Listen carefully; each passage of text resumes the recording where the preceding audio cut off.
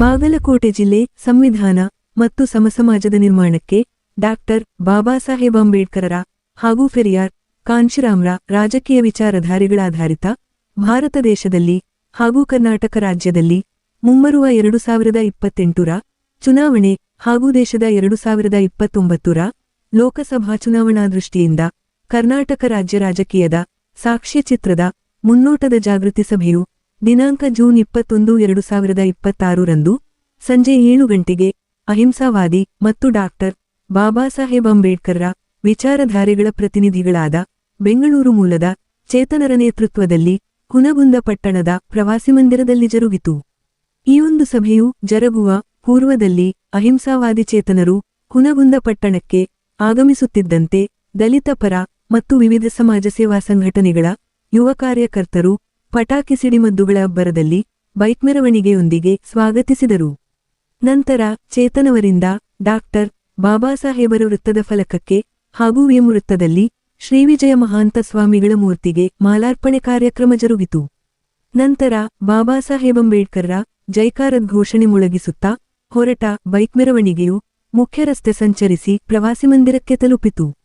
ನಂತರ ರಾಜಕೀಯ ಮುನ್ನೋಟ ಸಭೆ ಉದ್ದೇಶಿಸಿ ಚೇತನರು ತಮ್ಮ ಪರಿಚಯ ನೀಡುತ್ತಾ ಮಾತನಾಡಿದವರು, 21 ವರ್ಷಗಳ ಕಾಲ ಅಮೆರಿಕೆಯಲ್ಲಿ ವೃತ್ತಿ ನಿಭಾಯಿಸಿ ಹಾಗೂ ಕರ್ನಾಟಕಕ್ಕೆ ಬಂದು ಕೆಲವು ಸಿನಿಮಾಗಳಲ್ಲಿ ನಟಿಸಿ ನಂತರ 15 ವರ್ಷಗಳ ಕಾಲ ಸಂವಿಧಾನ ಮತ್ತು ಸಮಸಮಾಜಕ್ಕೆಂದು ಜರುಗಿದ 100 ಜನಪರ ಚಳುವಳಿಗಳಲ್ಲಿ ಭಾಗವಹಿಸಿ ಸೇವೆ ಮಾಡುತ್ತಿರುವುದನ್ನು ಪ್ರಸ್ತಾಪಿಸಿದರು.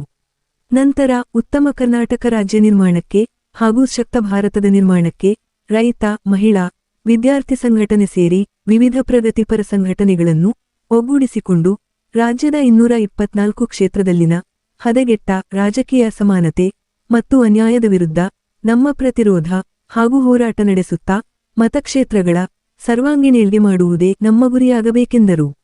ನಂತರ ರಾಷ್ಟ್ರದಲ್ಲಿ 1% ಶ್ರೀಮಂತರ ಬಳಿ 40% ದುಡ್ಡಿದ್ದರೆ 50% ನಮ್ಮ ಜನಾಂಗದಲ್ಲಿ ಕೇವಲ 5% ಮಾತ್ರ ಆರ್ಥಿಕತೆಯ ದುಡ್ಡಿದೆ. ನಂತರ ರಾಜಕೀಯ ಪಕ್ಷಗಳ ಪ್ರಾತಿನಿಧ್ಯತೆಯಲ್ಲಿ ಎಡಪಂಥೀಯ ಪಕ್ಷಗಳಲ್ಲಿ ಆರ್ಥಿಕತೆಯ ಅಸಮಾನತೆ ಇದ್ದರೆ ಬಲಪಂಥೀಯ ಪಕ್ಷಗಳಲ್ಲಿ 38% ಹಿಂದುತ್ವದ ಹಾಗೂ ಆರ್ಎಸ್ಎಸ್ ಹಿನ್ನೆಲೆ ಮತ್ತು ಕಾರ್ಯಸೂಚಿಲಿದ್ದವರು ರಾಜಕೀಯ ಪ್ರಾತಿನಿಧಿತ್ವದಲ್ಲಿ ಹಿಡಿತ ಸಾಧಿಸಿದ್ದರೆ ಮಧ್ಯಮ ಪಂಥದಲ್ಲಿರುವ 62-65% ಮನುವಾದಿಗಳು ಮತ್ತು ಯಥಾಸ್ಥಿತಿಯ ಪಕ್ಷಗಳು ರಾಜಕೀಯ ಅಧಿಕಾರದಲ್ಲಿ ಹಿಡಿತ ಸಾಧಿಸಿದ್ದಾರೆ. ಹಾಗಾಗಿ ಆರ್ಥಿಕ ಮತ್ತು ರಾಜಕೀಯ ಅಸಮಾನತೆಯನ್ನು ತೊಡೆದುಹಾಕಲೆಂದು ಹಾಗೂ ಕ್ಷೇತ್ರದಲ್ಲಿ ಸಮಾನತೆ, ನ್ಯಾಯ, ವೈಜ್ಞಾನಿಕ ಮತ್ತು ಸಂವಿಧಾನ ಪೀಠಿಕೆ ಆಧಾರಿತ ರಾಜಕೀಯ ಏಳ್ಗೆ ಸಾಧಿಸುವುದೇ ಈ ಸಭೆಯ ಉದ್ದೇಶವಾಗಿದೆ ಎಂದರು. ನಂತರ ರಾಜ್ಯದುತ್ತರ ಜಿಲ್ಲೆಗಳಲ್ಲಿ ಮಾನವಾಭಿವೃದ್ಧಿ ಸೂಚ್ಯಾಂಕವು ಕೇವಲ 1 ಲಕ್ಷ ಚಿಲ್ಲರೆ ಇದ್ದರೆ ದಕ್ಷಿಣದ ಬೆಂಗಳೂರಲ್ಲಿ ಅಭಿವೃದ್ಧಿ ದರವು 5 ಲಕ್ಷದಷ್ಟಿದ್ದರ ಬಗ್ಗೆ ಪ್ರಸ್ತಾಪಿಸಿದರು. ನಂತರ ನಮ್ಮ ಪಕ್ಷವು ಸರ್ವರನ್ನು ಒಳಗೊಂಡ ವಿಷಯ ಮತ್ತು ಸಮಸ್ಯೆಗಳಾಧಾರಿತ ವಿಭಾಗಗಳು, ಸಮಿತಿಗಳ ಸ್ಥಾಪನೆ ಹಾಗೂ ರಾಜ್ಯ ಮತ್ತು ರಾಷ್ಟ್ರದ ಸರ್ವೋತ್ಮುಖ ಬೆಳವಣಿಗೆಗೆ ಸತ್ಯಪಂಥ, ಪೆರಿಯಾರ, ಕಾಂಶಿರಾಮ್ ವಿಚಾರಧಾರೆಗಳಾಧಾರಿತ ಸುಸಜ್ಜಿತ ಮತ್ತು ಸಮಗ್ರ ವ್ಯವಸ್ಥೆಯೊಂದಿಗೆ ಪಕ್ಷದ ಸ್ಥಾಪನೆಯು 16ರಿಂದ ಜನವರಿ 31, 2027ರವಧಿಯಲ್ಲಿ ಹುಬ್ಬಳ್ಳಿಯಲ್ಲಿ ಪ್ರಾರಂಭಗೊಳ್ಳುವ ನಿರೀಕ್ಷೆಯಿದೆ. ಹಾಗಾಗಿ ಈ ಒಂದು ಕಾರ್ಯಕ್ರಮಕ್ಕೆ ಹುನಗುಂದ ತಾಲೂಕಿನಿಂದ ಬಹುಸಂಖ್ಯೆಯಲ್ಲಿ ಕಾರ್ಯಕರ್ತರಾಗಿ ಭಾಗವಹಿಸಿ ಪಕ್ಷವನ್ನು ಬಲಪಡಿಸಬೇಕೆಂದು ಮನವಿ ಮಾಡಿದರು. ನಂತರ ರಾಜ್ಯ ರಾಜಕೀಯ ಮುನ್ನೋಟ ಸಭೆ ಹಾಗೂ ಜನಾಂದೋಲನಗೊಳಿಸಿ ರಾಜಕೀಯ ಜಾಗೃತಿ ಸೇರಿ ಇತರೆ ಮಾಧ್ಯಮ ಪ್ರತಿನಿಧಿಗಳು ಕೇಳಲಾದ ಪ್ರಶ್ನೆಗಳಿಗೆ ಪ್ರತಿಕ್ರಿಯಿಸಿ ಚೇತನರು ಉತ್ತರಿಸಿದರು. ಈ ಒಂದು ಸಭೆಯಲ್ಲಿ ದಲಿತ ಪರ ಸಂಘಟನೆಗಳ ಯುವ ಮುಖಂಡರಾದ ಶಾಂತಕುಮಾರ ಮೂಕಿ, ಮಹಾಂತೇಶ ನಡುವಿನಮನಿ, ರವಿಮಾದರ, ಮುತ್ತಪ್ಪ ಮಸ್ಕಿ, ಮುತ್ತಪ್ಪ ಸಂದಿಮನಿ ಸೇರಿದಂತೆ 100 ಸಂಖ್ಯೆಯಲ್ಲಿ ಯುವ ಕಾರ್ಯಕರ್ತರು ಭಾಗವಹಿಸಿದ್ದರು. Lokanayaka Kannada news bureau report Hungund.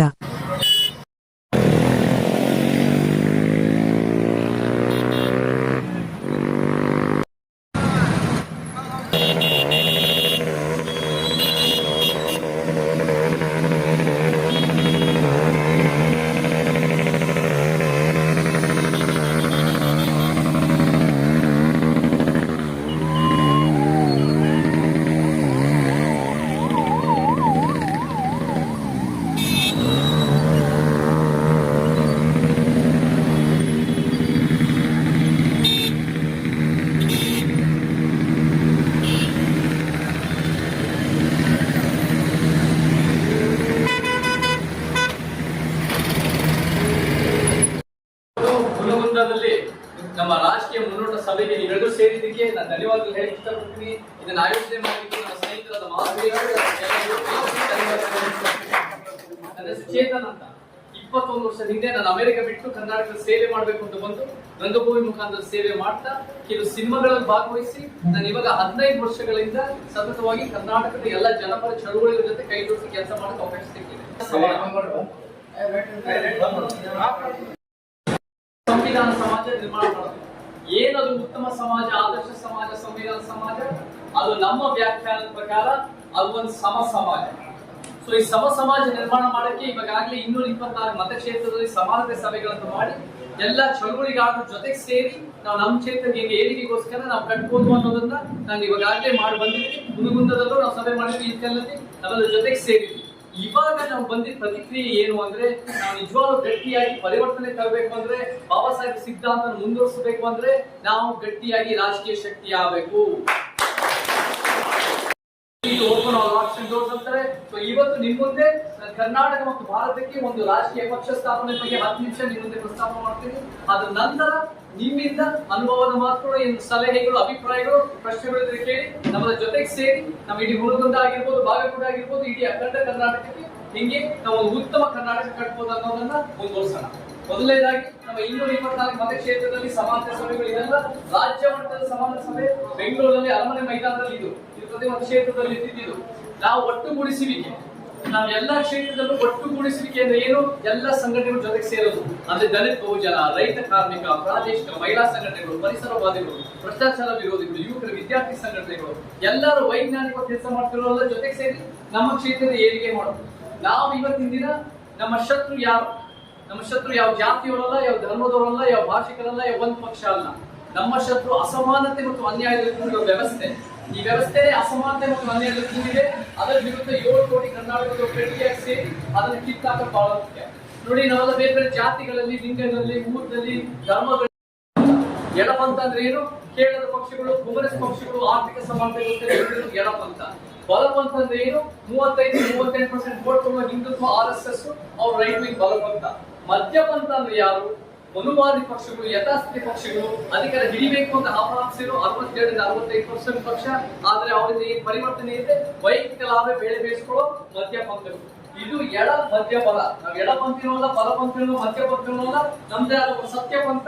Ambedkar, Periyar, ಕಾಂಶಿರಾಮ ಕಾರ್ಯಕೊಡ್ತಾ ಇರ್ತಾರೆ. ಇದನ್ನ ನಾವು ತರಬೇಕು ಸತ್ಯಪಂಥ ಕರ್ನಾಟಕದಲ್ಲಿ. ನಮ್ಮ ಉದ್ದೇಶ ಏನು, ಸಂವಿಧಾನ ಪೀಠಿಕೆನ ಉದ್ದೇಶವಾಗಿ ಅದನ್ನ ಕಾರ್ಯಕೊಟ್ಟದ್ದು.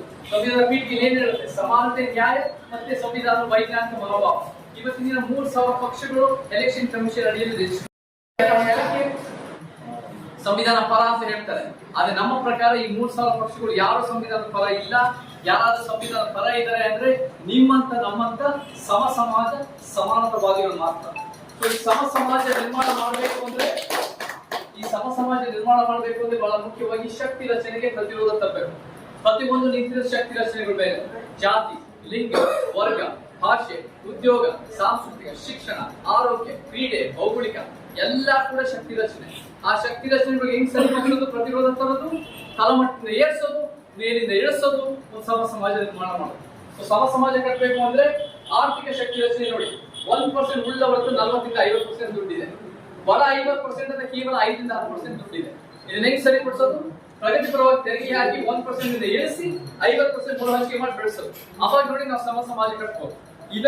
ಕಾರ್ಯಕ್ರಮ ತಂದಿದೆ. 20ನೇ ಶತಮಾನದಲ್ಲಿ ಬಾಬಾ ಸಾಹೇಬ್ ಅಂಬೇಡ್ಕರ್ ಆಗಿರ್ಬೋದು, ತಂದೆ ಪೆರಿಯಾರ್ ದ್ರಾವಿಡ ಚಳವಳಿ ಆಗಿರ್ಬೋದು, ತಮಿಳುನಾಡಿನಲ್ಲಿ ಕಾಂಶಿರಾಮ್ ಅವರು UP-ನಲ್ಲಿ ಬಹುಜನ ಚಳವಳಿ ಆಗಿರ್ಬೋದು.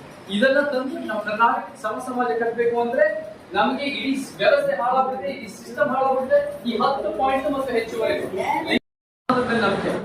ಯಾವುದೇ ಜಾತಿ, ಲಿಂಗ, ಧರ್ಮ, ಮಾತೃಭಾಷೆ ಆಗಿರಿ, ನೀವು ಸಮ ಸಮಾಜ ಒಪ್ಪಿದ್ರೆ ನೀವು ನಮ್ಮವರೇ. ಸೊ ಸಿದ್ಧಾಂತ ಮೇಲೆ ಅಂದ್ಕೊಂಡಿರೋ ಮೊದಲನೇದಾಗಿ. ಎರಡನೇದಾಗಿ, ಇದೇ ಕ್ಷೇತ್ರದ ಸಮೀಪದ ನೆಲೆಸಿರೋದು ಸ್ಥಳೀಯರು ಬೇಕಾಗ್ತದೆ. ಸ್ಥಳೀಯರಿಗೆ ಜನರ ಜೊತೆ ಒಡನಾಟ ಇರುತ್ತೆ, ಸಂಪರ್ಕ ಇರುತ್ತೆ. ಅಂತ ಸ್ಥಳೀಯರು ಜನ ಜೀವನ ಒಳ್ಳೇದು ಮಾಡೋದು, ಜನರಿಗೆ ಒಂದು ಭರವಸೆ ಇರುತ್ತೆ. ಸೊ ಅದು ಎರಡನೇದು. ಮೂರನೇದು ಸೇವಾ ಮನೋಭಾವ. ವೋಟ್ ಕನ್ವರ್ಟ್ ಆಗೋದು ಸೇವೆಯಿಂದ. ಸೇವೆ ಮಾಡೋರನ್ನ ಗುರುತಿಸಬೇಕು, ಅದನ್ನ ಸೇವೆ ಮಾಡೋರಿಗೆ ಇನ್ನೂ ಅವಕಾಶ ಕೊಟ್ಟು ನಾವು ಶಕ್ತಿ ತುಂಬಿಸ್ಬೇಕು. 4ನೇದು ಪ್ರಾಮಾಣಿಕ ಹಿನ್ನೆಲೆ, ಬೇಡದ ಕೇಸ್ಗಳೆಲ್ಲ ಬೇಡ. ಮತ್ತೆ 5ನೇದು ಆರ್ಥಿಕ ಭದ್ರತೆ. ಓಡಾಡಕ್ಕೆ, ಕೆಲಸ ಮಾಡಕ್ಕೆ, ಜನರ ತಲುಪಕ್ಕೆ, ಸೇವೆ ಮಾಡಕ್ಕೆ, ಪ್ರಚಾರ ಮಾಡಕ್ಕೆ ನಮಗೆ ಒಂದು ಮಿನಿಮಮ್ ಆದ ಫಂಡ್ಸ್ ಬೇಕು. ನಾನಿವಾಗ ಪಾರ್ಟಿ ಫಂಡ್ ಅಂತ ಕೊಡಕ್ಕಾಗಲ್ಲ. ನಮ್ಮ ಕ್ಷೇತ್ರದಲ್ಲಿರೋ ಅಭ್ಯರ್ಥಿ ಹತ್ರ ಆ ರೀತಿ ಸೋರ್ಸ್ಗಳು ಇರಬೇಕು. ಬಾಡಿಗೆ ಕಟ್ಟದೇ ತೊಂದರೆ ಆಗಿದ್ರೆ MLA ಕ್ಯಾಂಡಿಡೇಟ್ ಆಗಿ ನಿಮಗ್ ಗೊತ್ತಿರೋರು ಹುಡುಗಂದಲ್ಲಾಗಿರ್ಬೋದು, ಸುತ್ತಮುತ್ತ ಇರ್ಬೋದು, ನೀವು ಆಯ್ಕೆ ಮಾಡಿ ನಿಮ್ ಕಡೆಯಿಂದ ಬಂದು ಈ ರೂಮ್ ನಲ್ಲೇ ಇರ್ಬೋದು, ನಿಮ್ಗೆ ಗೊತ್ತಿರೋ ನಾವು ಸೆಲೆಕ್ಟ್ ಮಾಡಿ ಅವ್ರಿಗೆ ಶಕ್ತಿ ತುಂಬಿಸೋಣ. ನಾನೇನ್ ಮಾಡ್ತೀನಿ, ನಾನ್ ನೋಡಿ ಯಾವ ನಾವು ಒಂದು ಪಾಲಿಟ್ ಬ್ಯೂರೋ ಬೇಕು. ಹೆಂಗೆ ಬಿಜೆಪಿಗೆ ಒಂದು RSS ಇದೆಯೋ, SDPI ಒಂದು PFI ಇತ್ತು, ಕಾಂಗ್ರೆಸ್ ಪಾರ್ಟಿಗೆ ಒಂದು ಪಾಲಿಟ್ ಬ್ಯೂರೋ ಇದೆಯೋ, ನಮ್ದೇ ಆದ ಪಾಲಿಟ್ ಬ್ಯೂರೋ ಮಾಡಿ ನಾವು ಅಭ್ಯರ್ಥಿ ಆಯ್ಕೆ, ನೀತಿ ಯೋಜನೆ ನಿರ್ಧಾರ, ಆರ್ಥಿಕ ಪಾರದರ್ಶಕತೆ ಅಂತ ಉತ್ತಮ ರೀತಿಯಲ್ಲಿ ಈ ಪೊಲಿಟಿಕಲ್ ಮೂವ್ಮೆಂಟ್ ಮುಂದುವರಿಸೋದು ನಮ್ಮ ಉದ್ದೇಶ. ಸಿದ್ಧಾಂತ ಮುಖಾಂತರ ಮುಂದುವರಿಸೋದು ನಮ್ಮ ಉದ್ದೇಶ. ಇದನ್ನ ಮಾಡಬೇಕು ಅಂದ್ರೆ ಇದು ಪೊಲಿಟಿಕಲ್ ಪಾರ್ಟಿ ಸ್ಟ್ರಕ್ಚರ್ ಇದೆ. ಇದು ಸರಾಸರಿ ಸಂಬಳ 2,20,000. ಜಾಸ್ತಿ ಇರೋದು ನೋಡಿ 5,00,000 ಲಕ್ಷ. ಡಾರ್ಕ್ ಹಸಿರು 5,00,000 ಲಕ್ಷ ಎಲ್ಲಿ? ಬೆಂಗಳೂರಿನಲ್ಲಿ ದುಡ್ಡು ಸಿಗುತ್ತೆ, ಖರ್ಚು ವೆಚ್ಚನೂ ಇದೆ, ಪವರ್ ಸ್ಟ್ರಕ್ಚರ್ ಅದೇ, ಕ್ಯಾಪಿಟಲ್ ರಾಜಧಾನಿ, ಮನಿ ಸೋರ್ಸ್ ಅದೇ. ಇಲ್ಲಿ ನೋಡಿ ರೆಡ್ 1,00,000 ಬಡತನ ನೋಡಿ. ಕಲ್ಯಾಣ ಕರ್ನಾಟಕ, ಕಿತ್ತೂರು ಕರ್ನಾಟಕ, ಬಾಗಲಕೋಟೆ 1 ಮುಖ, ಮಧ್ಯ ಕರ್ನಾಟಕ, ಮೈಸೂರು, ಚಾಮರಾಜನಗರ, ಕೋಲಾರ, ಚಿಕ್ಕಬಳ್ಳಾಪುರ, ಕರ್ನಾಟಕ, ಕಲ್ಯಾಣ, ಕಿತ್ತೂರು ಕರ್ನಾಟಕನ ಬೆಳೆಸೋದು ನಮ್ಮ ಮೂಲ ಉದ್ದೇಶ. ಅದನ್ನ ಮಾಡಬೇಕು ಅಂದ್ರೆ ನಾವು ಪ್ರಾದೇಶಿಕ ಶಕ್ತಿ ಇರಬೇಕು. ಪ್ರಾದೇಶಿಕ ಶಕ್ತಿ ಇದ್ರೆ ಮಾತ್ರ ನಾವು ಕರ್ನಾಟಕ ಕಟ್ಟಕ್ಕಾಗತ್ತೆ. ಈ ಹಿಂದಿ ಡೆಲ್ಲಿ ಪಕ್ಷಗಳು ಬರೀ ಅಧಿಕಾರದ ವಿಸ್ತರಣೆಗೋಸ್ಕರ ನಮ್ಮನ್ನು ಬಳಸ್ಕೊಂತಾರೆ. ಬೆಂಗಳೂರಿನಲ್ಲಿ ಶ್ರೀಮಂತರು ಅವ್ರ ಮಕ್ಕಳು ಮೊಮ್ಮಕ್ಕಳೇ ಲಾಭ ಆಗ್ತಾ ಇರುತ್ತೆ. ನಾವು ಪ್ರಾದೇಶಿಕ ಶಕ್ತಿ ನಾವು ಕಟ್ಟಬೇಕು. ಎಲ್ಲ ರೀತಿ ತಂದು ನಾವು ಕರ್ನಾಟಕ ಬೆಳೆಸೋದು ನಮ್ಮ ಉದ್ದೇಶ. ನಾವು ಪೆಟ್ಕೊಳ್ಳಿ, ರಾಜ್ಯದಲ್ಲಿ ಒಂದ್ ರೀತಿ ಮೀಡಿಯಾದಲ್ಲಿ ಪ್ರಚಾರ ಆದ್ರೆ, ದೇಶದಲ್ಲಿ ಪ್ರಚಾರ ಆದ್ರೆ ಜನರಿಗೆ ಒಂದು ಭರವಸೆ ಬರುತ್ತೆ. ಗಟ್ಟಿಯಾಗಿ ನಮ್ದು ಪಕ್ಷ ಇದೆ, ನಾವೆಲ್ಲ ಸಮಾನತಾವಾದಿಗಳು, ಸಮ ಸಮಾಜ ನಿರ್ಮಾಣ ಮಾಡಕ್ಕೆ ನಾವೆಲ್ಲ ಗಟ್ಟಿ ಶಕ್ತಿ ಆಗುತ್ತೆ. ನಾವು ವೋಟ್ ಶೇರ್ ತಗೊಂಡ್ರೆ ನಾವು ಕೂಡ ಗಟ್ಟಿಯಾಗಿ ಅಧಿಕಾರ ಇಟ್ಟು ನಾವು ಕಾನೂನು ನೀತಿ ಯೋಜನೆ ತರಬಹುದು. ನೀವೆಲ್ಲ ಹೇಗ್ ನಮ್ಮ ಜೊತೆ ನಿಂತ್ಕೋಬೇಕು ಕಾಶಿ ಅಂತ ಹೇಳ್ತಾರೆ. ಟೈಮ್, ಟ್ಯಾಲೆಂಟ್, ಸರ್ವರಿಗೂ ಸಮಪಾಡು, ಸರ್ವರಿಗೂ ಸಮಪಾಡು. ಒಂದು ಜೀವನ, ಸರಿ ಸಮಾನವಾದ ಅವಕಾಶ, ಘನತೆ, ಆರ್ಥಿಕತೆ ನಾವು ರೂಪಿಸಬೇಕು. ಹೆಂಗೆ ಬಾಬಾ ಸಾಹೇಬರು, ತಂದೆ ಪೆರಿಯಾರು, ಕ್ರಾಂತಿಗಾಂಧಿಯವರು, ಕುವೆಂಪು ಅವರು ನಮ್ಮ ಸಸಿ ನೆಟ್ಟರು, ನಾವೆಲ್ಲ ಫಲ ಪಡ್ತಿದೀವೋ, ನಾವು ಮುಂದಿನ ತಲೆಮಾರುಗಳಿಗೆ ನಾವು ಸಸಿ ನೆಡೋದಾಗಿ ನಾವು ಒಂದು ಗಟ್ಟಿಯಾದ ಪಕ್ಷ ಕಟ್ಟರೆ ನಮಗಾಗಿರೋ ಅನ್ಯಾಯಗಳು ಮುಂದಿನ ತಲೆಮಾರುಗಳಿಗೆ ಆದಂಗೆ ಒಂದು ಬಲಿಷ್ಠವಾದ ಕರ್ನಾಟಕ ಕಟ್ಟಬಹುದು ಅಂತ ಹೇಳಿ ಇವತ್ತು ಈ ರಾಜಕೀಯ ನಮ್ಮೂರಲ್ಲಿ ತುಂಬಾ ಅನುಕೂಲ ಆಯ್ತು. ಅದಷ್ಟು ನಿಮ್ಮ ಶಕ್ತಿಯೇ ನಮ್ಮ ಬಲ. ಸದಾ ಇರ್ತೇವೆ, ನಾವು ಗೆಲ್ಲಿಸ್ತೇವೆ, ಗೆಲ್ಲಿಸ್ತೇವೆ. ಧನ್ಯವಾದಗಳು. ಅದು ಸಹ ಏನು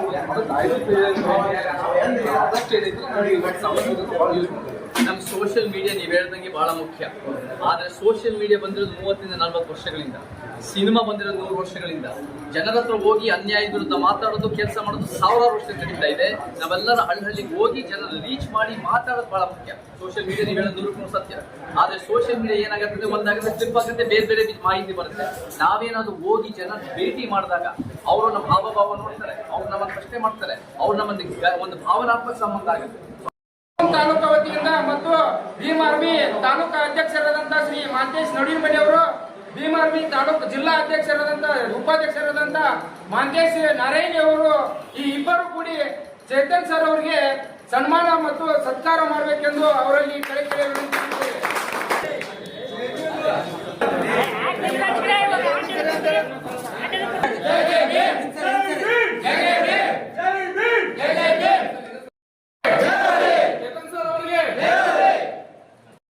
ಬೆನ್ನೆಲುಬಾಗಿ ನಿಂತು ಚೇತನ್ ಸರ್ ಅವರನ್ನ ಮುಂದೆ ಒಂದಿನ ಈ ಕರ್ನಾಟಕ ರಾಜ್ಯದ ಹೋಮ್ ಮಿನಿಸ್ಟರ್ ಆಗಿ ನಾವು ಮಾಡೇ ಮಾಡ್ತೀವಿ.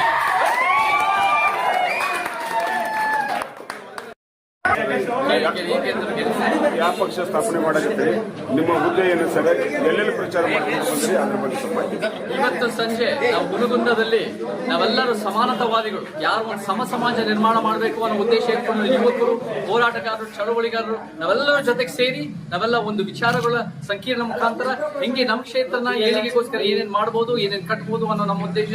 ನಾವೀಗ ಬಾಗಲಕೋಟೆ ಸಂಪೂರ್ಣವಾಗಿ ನಾವು ಕವರ್ ಮಾಡಿದೀವಿ. ಇವಾಗ ತಾನೇ ನಾವು ಬಾಗಲಕೋಟೆ ಟೌನ್ ಇಂದ ಆಗಿರ್ಬೋದು, ಬೀಳಿಗೆ ಇವತ್ತು ಬೆಳಿಗ್ಗೆ ಆಗಿರ್ಬೋದು, ನೆಕ್ಸ್ಟ್ ಇಲ್ಕಲ್ಗೆ ಹೋಗ್ತಾ ಇದೀವಿ. ಪ್ರತಿ ಒಂದು ಕ್ಷೇತ್ರದಲ್ಲೂ ಇದೇ ತರ ಉತ್ಸಾಹ ಇರೋ ಯುವಕರಿದ್ದಾರೆ.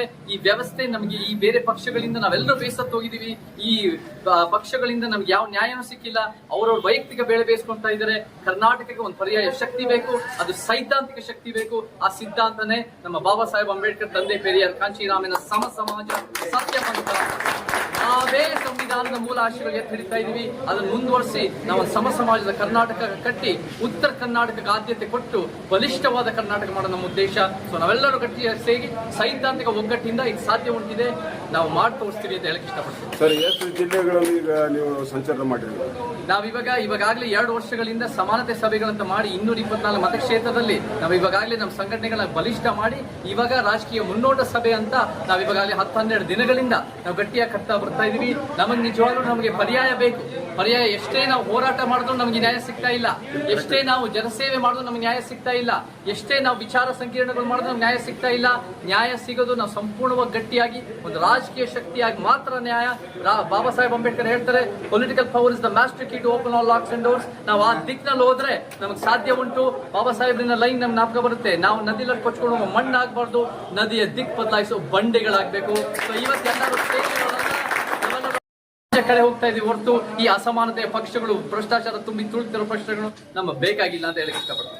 ಸರ್, ಪಕ್ಷದ ಹೆಸರು ಏನಾದ್ರು ಇಟ್ಟಿದ್ದಾರೆ ಸರ್? ಈಗ ಪಕ್ಷದ ಹೆಸರು ಏನಾರ ನಾವು ಅದೆಲ್ಲ ಚರ್ಚೆ ಮಾಡ್ತಾ ಇದೀವಿ. ನಮ್ಮ ಉದ್ದೇಶ ಸಂವಿಧಾನದ ಪದಗಳು ಬಳಸಿ ಸಂವಿಧಾನದ ಉದ್ದೇಶ ಇಟ್ಕೊಂಡು ನಾವು ಕಟ್ತಾ ಇರೋದ್ರಿಂದ ಅದೇ ಒಂದು ಸಮ ಸಮಾಜ ಅರ್ಥ ಇರೋದು ನಾವು ಹೆಸರಿಡ್ತೀವಿ. ನಾವೆಲ್ಲರೂ ಜೊತೆಗೆ ಸೇರಿ ಜೊತೆಗೆ ತೀರ್ಮಾನ ಮಾಡಿ ನಾವು ಒಪ್ಪಿಗೆಯಿಂದ ನಾವು ಒಂದು ಒಳ್ಳೆ ಹೆಸರು, ಅರ್ಥಗರ್ಭಿತ ಹೆಸರಿಟ್ಟು ನಾವು ನಮ್ಮ ಪಕ್ಷ ಮುಂದುವರಿಸ್ತೀವಿ. ಕೆಲಸ ನಮಗೆ ಸೇವೆ, ಜಾಗೃತಿ, ಹೋರಾಟ, ಇದರ ಮುಖಾಂತರ ರಾಜಕೀಯ ಮಾಡಿ ಒಂದು ಗಟ್ಟಿಯಾದ ಶಕ್ತಿ ಕರ್ನಾಟಕಕ್ಕೆ ನಾವು ಕಟ್ಟೋ ನಮ್ಮ ಉದ್ದೇಶ ಇದೆ. ನಾವೆಲ್ಲ ಜೊತೆಗೆ ಸೇರಿ ಕಟ್ಟೋಣ ಅಂತ ಹೇಳಕ್ ಇಷ್ಟಪಡ್ತೀವಿ. ಈಗ ಎಷ್ಟು ಪ್ರತಿನಿಧಿಗಳು ಇದ್ರಿ ಸರ್ ಈ ಪಕ್ಷ ಕಟ್ಟಲಿಕ್ಕೆ? ನಾವು ಇವಾಗ ಎಲ್ಲಾ ಕ್ಷೇತ್ರ 224 ಮತಕ್ಷೇತ್ರದಲ್ಲೂ ನಾವು ಕಟ್ತಾ ಬರ್ತಾ ಇದೀವಿ. 224 ಕ್ಷೇತ್ರಗಳಲ್ಲೂ ನಮಗೆ ಎಲ್ಲಾ ಜನ 7 ಕೋಟಿ ಕರ್ನಾಟಕದವರು ಬೇಕು. ಇವತ್ತು ನಮ್ಮ ಶತ್ರು ಇರೋದು ಯಾವ ಜಾತಿಯವರಲ್ಲ, ಯಾವ ಧರ್ಮದವರಲ್ಲ, ಯಾವ ಭಾಷಿಕರಲ್ಲ, ಯಾವ ಒಂದ್ ಪಕ್ಷ ಅಲ್ಲ. ನಮ್ಮ ಶತ್ರು ಇರೋದು ಅಸಮಾನತೆ ಮತ್ತು ಅನ್ಯಾಯದಲ್ಲಿ ಕೂಡಿರೋ ವ್ಯವಸ್ಥೆ. ಈ ವ್ಯವಸ್ಥೆಗೆ ನಾವೆಲ್ಲರೂ ಗಟ್ಟಿಯಾಗಿ ವಿರೋಧ ಮಾಡಿ ನಾವು ಒಂದು ಸಮ ಸಮಾಜ ನಿರ್ಮಾಣ ಮಾಡೋದು ನಮ್ಮ ಉದ್ದೇಶ. ಸೊ 224 ಕಡೆನೂ ನಾವು ಗಟ್ಟಿಯಾಗಿ ಕಟ್ಟೋಣ. ಎಲ್ಲಾ ಕ್ಷೇತ್ರನೂ ಬೇಕು, ಎಲ್ಲಾ ಜಾತಿ, ಧರ್ಮ, ಲಿಂಗ, ಊರ್ನು, ಮಾತೃಭಾಷೆನೂ ಬೇಕು. ಆ ದಿಕ್ಕಿನಲ್ಲಿ ನಾವು ಕರ್ನಾಟಕನ ಬಲಿಷ್ಠ ಮಾಡ್ತೀವಿ ಅಂತ ಹೇಳಕ್ ಇಷ್ಟಪಡ್ತೀವಿ. ಗಟ್ಟಿಯಾಗಿ ನಿಂತು ಇದೆಲ್ಲ ಸಕ್ಸಸ್ ಮಾಡೋಣ. ಇವಾಗ ನಿಮ್ಮಿಂದ ಏನಾದ್ರು ಪ್ರಶ್ನೆಗಳಿದ್ರೆ, ಏನಾದ್ರು ಸಲಹೆಗಳಿದ್ರೆ ಹೇಳಿ. ನಾವೆಲ್ಲ ಸಮ ಸಮಾಜ ನಿರ್ಮಾಣ ಮಾಡೋಣ. ಎಲ್ಲರಿಗೂ ಜೈ ಕರ್ನಾಟಕ, ಜೈ